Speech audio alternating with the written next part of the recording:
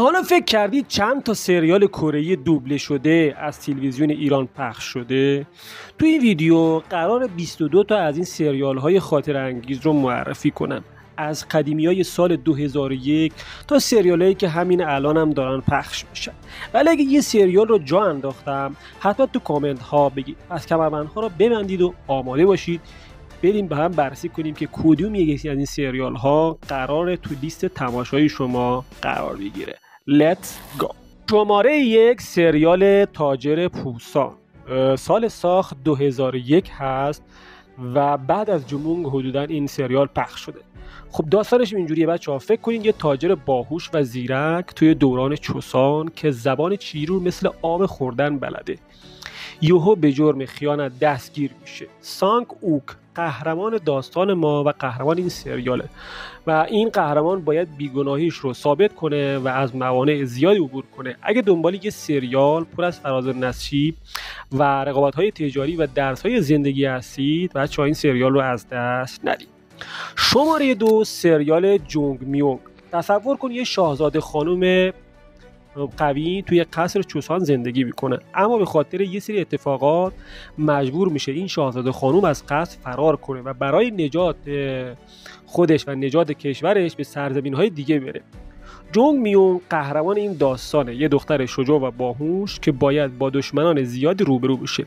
اگه عاشق داستان‌های پر از حماسه و فداکاری و امید هستید بچه‌ها این سریال رو از دست ندید. شماره 3 سریال افسانه اوکنیو. نمیدونم چند تا شما دیده، اونایی که دیده حتما بگید که کدوم از این سریال ها رو دیگه تو کامنت ها برای من بگید. اوکنیو بچه‌ها توی زندان به دنیا میاد و با سختی های زیادی بزرگ میشه، اما این دختر قوی و باهوش از هیچ تلاشی برای رسیدن به اهدافش دست نمیکشه. اون اول به عنوان یه جاسوس کار میکنه و بعد کم کم به مقام‌های بالاتری توی قصر میرسه. اگه دنبال یه سریال پر از هیجان، توطئه و بازی‌های سیاسی هستید این سریال هم بچه‌ها از دست ندید. سریال شماره 4 نقاش باد یا نقاش بادها. یه نقاش نابغه به اسم شین یون بوک برای پیدا کردن قاتل پدرش مجبور میشه خودش رو به شکل یه مرد در بیاره و وارد آکادمی نقاشی بشه. اونجا با یه زن مرموز آشنا میشه و ماجراهای عاشقانه براش پیش میاد. اگه عاشق هنر و رمز و راز داستان‌های عاشقانه هستید این سریال رو ببینید. شماره 5 سریال دونگی. سریال دونگی رو تقریبا 90% بچه‌ها دیدن. دونگی یه دختر یتیمه که توی طبقه پایین جامعه زندگی میکنه، اما با هوش و ذکاوتش به دربار راه پیدا میکنه و به یکی از بانوان مورد اعتماد پادشاه تبدیل میشه. این سریال پر از دسیسه‌های قصر، عشق‌های ممنوعه و تلاش برای رسیدن به عدالت هست. اگه دنبال یه سریال پر از احساسات و اتفاقات غیرمنتظره هستید این سریال رو تماشا کنید. شماره 6 افسانه خورشید و ماه. این سریال هم از سریال‌های بسیار جذاب بچه‌ها. یه ولیعهد جوان به اسم لی هون عاشق یه دختر زیبا و باهوش به اسم یونوو میشه، اما توطئه‌های درباری باعث میشه این دو عاشق از هم جدا بشن. سالها بعد وقتی دوباره همدیگه رو ملاقات میکنن باید با موانع زیاد روبرو بشن تا عشقشون رو حفظ کنن. اگه عاشق داستان‌های عاشقانه و فانتزی هستید این سریال برای شما ساخته شده. سریال شماره 7 سرنوشت یک مبارز که اخیراً هم از تلویزیون ایران پخش شد و داستان یک قهرمان افسانه‌ایه که برای محافظت از پادشاه و مردمش با دشمنان زیادی خب مبارزه میکنه. ژنرال گیبک. این داستان پر از صحنه‌های اکشن، صحنه‌های رزمی و مبارزه حماسیه. اگه دنبال یه سریال پر از آدرنالین و هیجان هستید و خیانت، خب سریال سرنوشت یک مبارز یا ژنرال گیبک رو نگاه بکنید. سریال شماره 8 سریال افسانه سامبوک. این سریال رو من بچه خودم ندیدم، اما خب یه تحقیقات کردم که سریال جالب بود. سامبوک یه محقق و دانشمند بزرگ توی دوران چوسانه که به خاطر دغدغه‌های اجتماعی و سیاسیش تصمیم میگیره وارد عرصه سیاست بشه و برای اصلاح جامعه تلاش کنه. این سریال پر از ایده‌های فلسفی، بحث‌های سیاسی و تلاش برای رسیدن به یه جامعه عادلانه تره. اگه دنبال یه سریال فکری و الهام بخش هستید خب سریال افسانه سامبوک رو تماشا بکنید و احتمال خودم این سریال رو نگاه کنم چون واقعا ازش خوشم اومده. سریال شماره 9 بچه‌ها سریال سرنوشته. این سریال رو تقریبا من ندیدم، بخشای خیلی کمی شو دیدم و درباره یه جراح پلاستیک توی زمان حال یهو دزدیده میشه و به دوران گوریو منتقل میشه. من خب بخشایی از این سریال دیدم، سریال واقعا جذابه، یه جورایی تو زمان قدیم و تو زمان جدیده. یک جنگجو هم به اسم چویانگ مسئول محافظت از اونه و باید بهش کمک کنه تا به زمان خودش برگرده. اگر عاشق داستان‌های سفر در زمان و عشق‌های غیر منتظره و ماجراجوهای هیجان انگیز هستید، این سریال واقعا عالیه بچه‌ها. شماره 10 سریال ایسان. سریال ایسان هم خب تقریبا 90% یا 80% بچه‌ها دیدن. داستان زندگی پادشاه ایسان، یکی از پادشاهان بزرگ و اصلاحگر سلسله چوسانه. این سریال نشون میده که چطور یه شاهزاده میتونه با تلاش و پشتکارش به پادشاه و امپراتور قدرتمند و محبوب تبدیل بشه. اگه عاشق داستان‌های تاریخی و بیوگرافی هستید، به نظرم این سریال بسیار جذابه و اونو نگاه کنید. سریال شماره 11 سریال دو دوست بچه‌ها. این سریال رو من اصلا خودم ندیدم، من فقط بیوگرافیشو دیدم.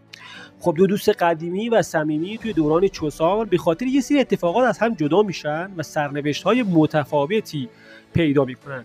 یکیشون به عنوان یه شکارچی برده کار میکنه و اون یکی هم به عنوان یه برده فراری زندگی میکنه. این سریال پر از صحنه‌های اکشن، مبارزه‌های نفسگیر و داستان‌های غم انگیزه. اگه دنبال یه سریال پرهیجان هستید، خب این سریال رو ببینید. بچه‌ها خب تا اینجا که 11 سریال معرفی شد، خب چند تاشو شما دیدید؟ هر کدوم دیدید تو کامنت ها بگید. خب میریم که در ادامه خب سریال های هیجان انگیزتری رو داشته باشیم. شاید بعضی این سریال ها رو شما ندیده باشید. سریال شماره 12 سریال رودخانه ما هست که بازگشت سریال ایلجیماست که 2 تا از این نوع سریال ساخته شده. در واقع دنبالی سریال ایلجیما میشه بچه‌ها.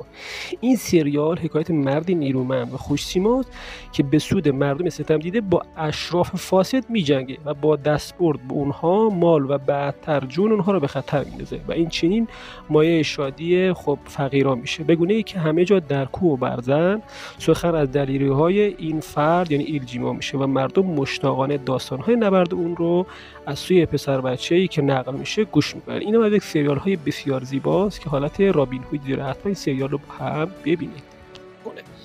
سریال شماره 13 سریال قهرمان بچه‌ها. اون گیلدونگ پسر یه وزیر به خاطر تبعیض‌های اجتماعی و ظلم ستم‌هایی که توی جامعه وجود داره تصمیم میگیره به یه یاغی تبدیل بشه و از حقوق مردم فقیر خب دفاع کنه. این سریال پر از صحنه‌های اکشنه و یه مطابقتی با رابین هود داره و به نظرم یکی از سریال‌های جدید و بسیار جذابیه که حتما پیشنهاد میکنم سریال قهرمان رو ببینید که خب دوبله فارسی هم هست. مبارزه‌های عدالتخانه و انتقام جویانه خب جزو کاراکترها و داستان این سریال هست. اگه دنبال سریال پرهیجان هستید این سریال رو نگاه کنید. سریال شماره 14 افسانه جومونگ که همه این سریال رو دیدن. پسر یه پادشاه با سختی‌های زیاد بزرگ میشه و برای رسیدن به قدرت و تأسیس یه امپراتوری جدید باید با دشمنان زیادی مبارزه کنه. این سریال هم خب پر از صحنه‌های حماسی، جنگ‌های بزرگ و داستان‌های عاشقانه خیلی زیباست و خب تقریبا فکر کنم همه این سریال رو دیدن. خب ولی خب با سرنوشت کاراکترهای این سریال زیاد آشنا نیستن و اونها رو ندیدن که خب من درباره هر کاراکتری بچه‌ها توی کانال خب ویدیو ساختم، از موپالمو تا یونگپو تا خب مشاور جوسو و همه این شخصیت ها دربارشون دارم تون محتوا میذارم. اونا رو حتما تماشا بکنید. سریال شماره 15 امپراتور دریا خب جزو سریال های بسیار قدیمیه که قبل از جومونگ پخش شد و تقریبا میشه گفت که جزو اولین سریال های کره‌ای بود که پخش شده. گومبوگ یه برده کره‌ای با تلاش و پشتکار زیاد به یه تاجر بزرگ و یه قهرمان ملی تبدیل میشه توی کشور شیلا. این سریال نشون میده که چطور یه آدم معمولی میتونه با اراده قوی به موفقیت‌های بزرگی دست پیدا کنه. اگه دنبال یه سریال الهام بخش هستید این سریال رو تماشا کنید. سریال شماره 16 جواهر در قصر. یا سریال یانگوم که همین خیلی به سریال یانگوم معروفه. اولین پزشک زن در تاریخ کره با تلاش و پشتکار زیاد به مقام‌های بالایی توی قصر میرسه و به یه چهره افسانه‌ای تبدیل میشه. این سریال پر از جزئیات مربوط به آشپزی و پزشکی و فرهنگ کره‌ایه که دقیقاً یه سریال زنونه است، ولی خب سریال زیباییه و خالی از لطف نیست که این سریال رو دنبال کنید. سریال شماره 17 سرزمین بادها. موهیول نوه پادشاه جمونگ برای محافظت از پادشاهی گوگوریو با دشمنان زیادی مبارزه میکنه و توی این سریال قراره که تسو که دشمن جمونگ بوده اون از پا در بیاره که توی این سریال جمونگ از پا در میاره و میکشه. این سریال پر از صحنه‌های حماسی، جنگ‌های بزرگ و دسیسه‌های سیاسیه و یکی از سریال‌های زیبای کره‌ایه که پیشنهاد میکنم ببینید. سریال شماره 18 بچه‌ها سریال ملک سوندوک هست که بخشای از این سریال رو من دیدم و سریال بسیار جذابیه. معمولا سریالی که وابسته به کشور شیلا میشه معمولا لباس‌های خوش رنگ و روتری نسبت به خب گوگوریو داره، یعنی این طرز پوشش شیلا زیباتر هست به نظرم. حالا این نظر شخصی منه. داستان زندگی اولین ملکه پادشاهی شیلاست. این سریال نشون میده که چطور یه زن میتونه با هوش و ذکاوت به یه حاکم قدرتمند و عادل تبدیل بشه. اگه عاشق داستان‌های تاریخی و الهام بخش هستید، سریال ملک سوندوک پیشنهاد خوبی، حتما نگاه کنید. سریال شماره 19 امپراتور افسانه ها یا همون یوگونچوگو که پارسال فکر کنم تقریبا سال گذشته بود فکر کنم پخش شد. داستان زندگی پادشاه گائرو یا یوگونچوگوست و تلاش‌های او برای بازگرداندن شکوه و عظمت به امپراتوری بکچه یا باکچه است. این سریال هم پر از صحنه‌های حماسی و جنگ‌های بزرگ با گوگوریو و داستان‌های عاشقانه‌ای هست که یک سریال جذاب و دیدنیه که پیشنهاد می‌کنم ببینید. و همین الان بچه‌ها اگر کانال سابسکرایب نکردید کانال سابسکرایب بکنید، ویدیو رو لایک بکنید تا اینجای ویدیو اگر اومدی، یعنی که علاقه‌مند به تاریخ کره هستی، ویدیو رو لایک بکنید و کامنت خوشگلتون رو همینجا بزنید و همینجا بگید که من تا اینجا دیدم. و خب بریم سراغ سریال 20. سریال 20 سریال رویای یک فرمانروا یا یک سریال رویای یک فرمانروای بزرگ هست و درباره کیم چون چو، یکی از شخصیت‌های مهم در تاریخ کره است که توی این سریال از ژنرال شیلایی و ژنرال بکچه‌ای گیبک هم خب زیاد دربارش صحبت کرده. برای متحد کردن سه پادشاهی کیم چون چو تلاش‌های زیادی رو می‌کنه. این سریال نشون میده که چطور یه رهبر میتونه با دوراندیشی و تدبیر به اهداف بزرگش برسه. و خب داستان تاریخی و سیاسی است که اگر علاقه‌مند هستید این سریال هم سریال زیباییه. سریال 21 سریال جامیونگو، یه سریال مافوق عاشقانه و واقعا هم توی تاریخ هم یه سریال عاشقانه است و کاراکترها عاشقانه‌های زیبایی رو خلق می‌کنن. شاهزاده هودونگ عاشق پرنسس جامیونگ میشه. شاهزاده هودونگ هم که بچه‌ها پسر پادشاه تموشین یا همون یوری هست. آخرین پادشاهی ناکرانگ میشه و آخرین بازمانده پادشاهی ناکرانگ میشه و این عشق باعث به وجود اومدن یه سری اتفاقات غم انگیز میشه.